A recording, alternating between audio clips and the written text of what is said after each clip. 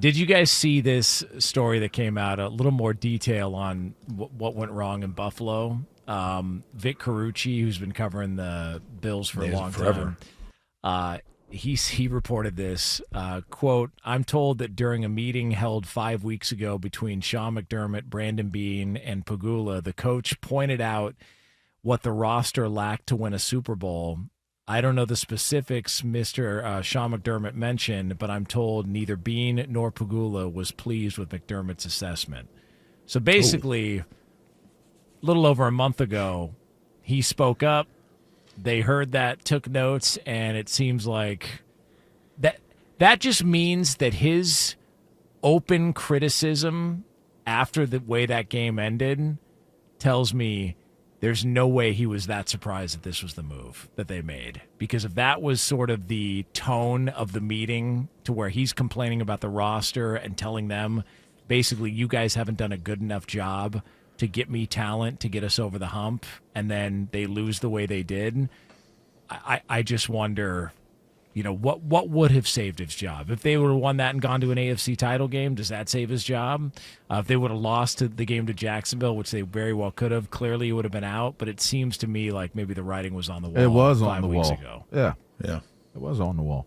You're telling me that the GM is influencing, and listen, I don't know the relationship between Pegula and what's they his name? came in together. Brandon Beane. They came in together Beane. from Carolina, so they both were I think, reporting to the owner. Right. So, but the way it was reported is McDermott really vouched and kind of advocated for Buddy to get the job.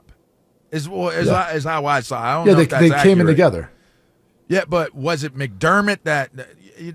Is it just all together, or is it one advocated for the other? The setup that they have at the Giants was similar to what it was at the Bills, where the coach talked to the owner and then the GM was talking to the owner. And this reads to me, just on the surface, of a coach who came in and complained, and then after he left, Brandon Beane maybe started positioning himself and separating himself from Sean McDermott should things go sideways, which might explain why he was promoted when the coach got fired. Joe Shane wasn't promoted. In fact, he was probably demoted, like if you think about it. And in this case, Brandon Beane looks like following that conversation, talked to Pegula and was like, hey, man, that's his deal. Like, I'm on your side. And then the second, they had another mishap in the postseason, he was gone.